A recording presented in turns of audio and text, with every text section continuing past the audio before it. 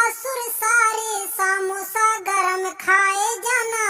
ओ भासुर साले आपे भी खाना और दीदी को खियाना। आपे भी खाना ओ दीदी को खियाना और बीबी को लिए जाना। ए भासुर साले दीदी को लिए जाना। ए भासुर साले हाँ बीबी को लिए जाना। ए भासुर साले आपे के भासुर जी भैंसी बहुत हैं। आपे के भासुर जी भैंसी बहुत हैं।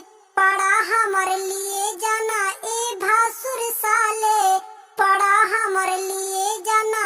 ए भासुर साले समोसा गरम खाए जाना। ए भासुर साले समोसा गरम खाए जाना।